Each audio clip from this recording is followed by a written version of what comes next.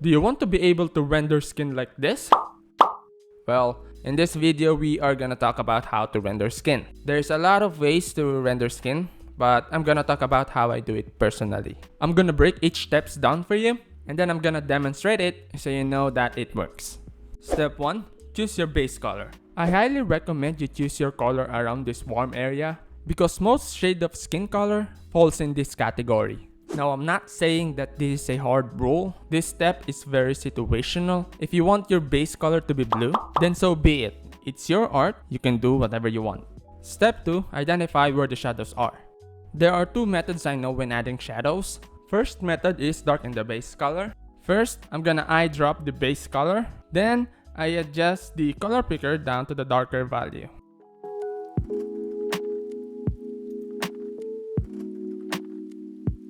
We are still in the early stage of the process, but we already done two things. Get the overall look of the painting and add volume to the painting. Now, before I tell you about the second method, I highly recommend that you first learn or at least get used to adding shadows using the first method because it can teach you a lot. Like changing the hue for the shadow instead of just darkening the base color, or controlling whether your shadow is either gonna be on the warmer side or on the cooler side. That kind of things. Now, if that ain't yo jam, let's continue. The second method is by using the layer known as multiplayer. Multiply layer. So what is this multiply layer? According to Procreate, this mode multiplies the luminosity of the base color by the blend color.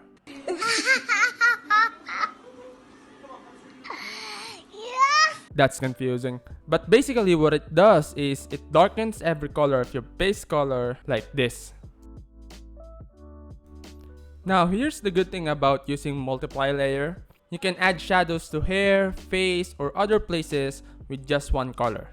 For example, we have this painting with base colors. To start, add new layer, set that layer to multiply, click that layer, and try your best to select the right amount of neutral color, because if you choose less or more neutral color, you could end up in either almost to no shadow at all or too much shadow. As you can see, we save so much time and effort for applying shadow to both face and the hair. Step 3. Add blush. This stage is very simple but super effective because it allows your character to look more realistic and full of life. So I put blush in everything even though I don't see any blush at all. Step 4. Soft and hard edges. Beginner artists tend to blend everything. I know because I've been there and done that.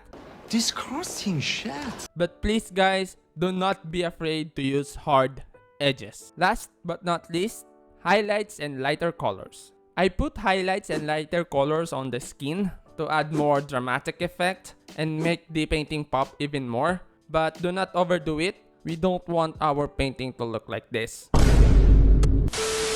So to sum up everything, step 1, choose the base color. Step 2, identify shadows. Step 3, add blushes. Step 4, soft and hard edges. And lastly, highlights and lighter colors. Now for the fun part, let's apply everything we've learned into actual rendering. We are gonna render 3 skin colors: light skin, fair skin, and darker skin. I know there's a lot of shade of skin color out there, but I think this is a good spectrum for beginners to learn how to paint skin colors in a different shade. So let's start. Step 1, choose the base color. If you guys are still having a hard time picking the right color, you can use eyedropper tool, but please don't rely on it too much. It is still better for you to train your eyes to recognize color without using eyedropper tool. Step 2, add shadows. In this early stage, do not overthink every little shadow you see. Focus first on the overall shape. In our reference photo, I can see one big shadow shape right here. So in our painting, I'm gonna do just that.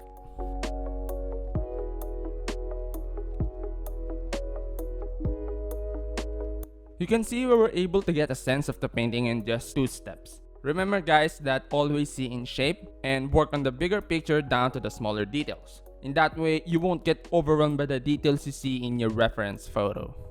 After getting a sense of the overall lighting, I will now try to put some small details of shadow I see in her face. After that, I add blushes. In our reference photo, she has a strong blush in her cheeks. FYI guys, I also put blush on cheeks even though I don't see any blushes at all on the reference photo, just to make the subject more lively.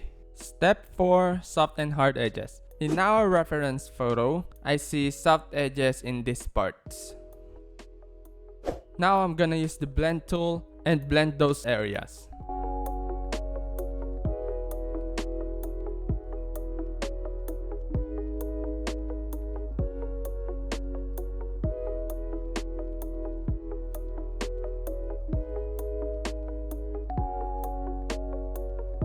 Last step is adding lighter colors and highlights. Now when choosing highlights, usually I just pick the lighter color of the base color.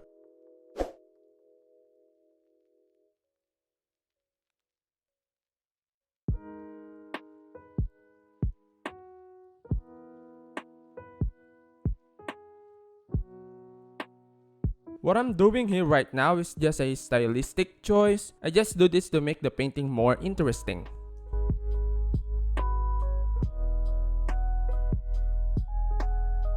There you go. This is the result of those 5 steps. Now you can stop here if you want, but if you want to go further, you can add more small details, like more darker shadows, more midtones, more highlights. But then again, don't overdo it. This optional step usually just like a cherry on top.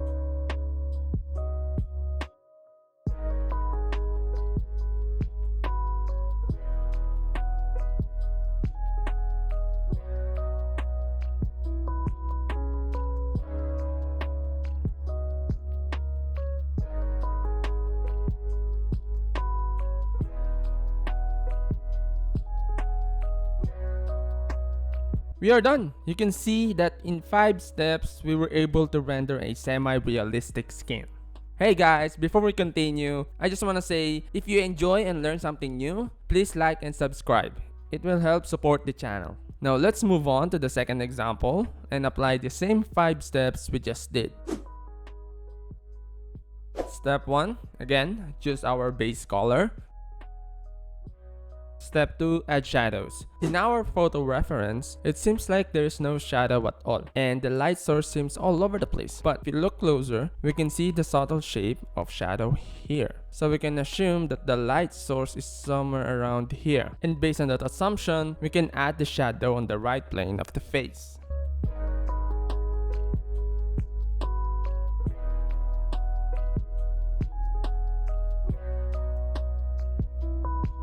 Step 3. Add blush.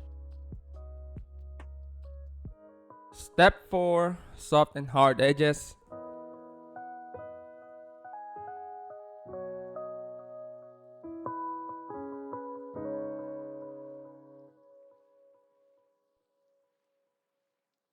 Last but not least, highlights and lighter colors. So I see highlights here and lighter colors here.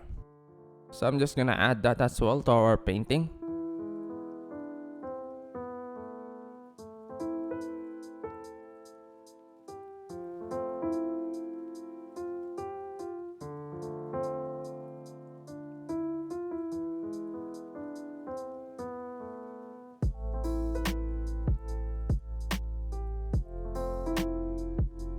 At this stage, you can pass it off as a finished painting. But for me, I'll add more details like darker shadows to add more volume, or these freckles I see in her face.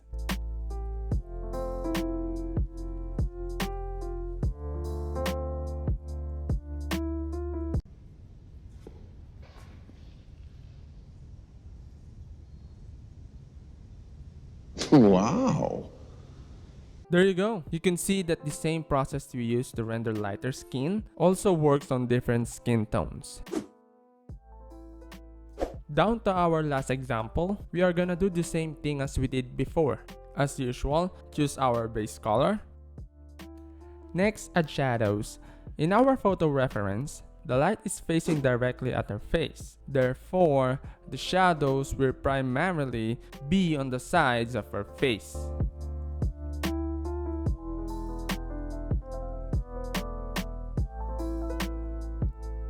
Next, add blush. Although I don't see any blush in our photo reference, I'm still going to add it to make my painting more lively. Next is soft and hard edges.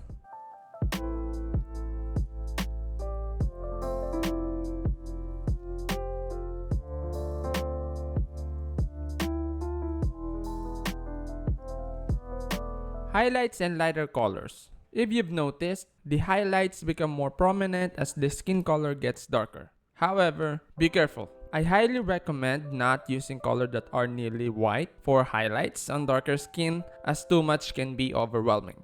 What you want to do is select your base color first and then choose a lighter shade.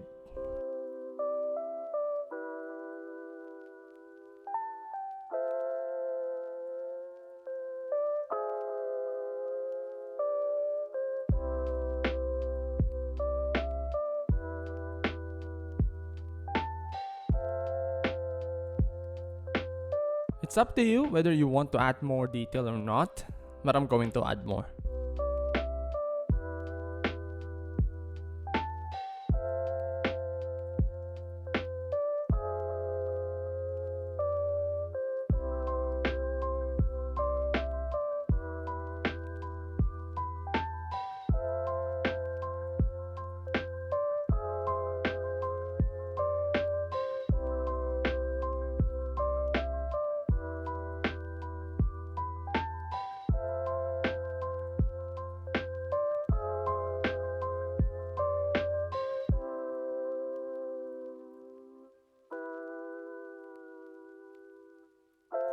After adding small details, here's the final result. Hey, that's pretty good. So that's it, 5 steps on how I paint skin. However, remember that this is just a guideline. Feel free to adapt it to what works best for you as an artist. I hope you enjoyed the tutorial, and I truly hope you learned something new. Please comment below if you have any content requests for upcoming videos, or if you have any questions. I'd be happy to answer them all. If you want to see more content like this, click the like button and feel free to subscribe. Don't forget to click the notification bell so you'll be notified when I release a new video. And thank you guys again for sticking out till the end of the video. I'll see you on the next one. Bye! Mamba out.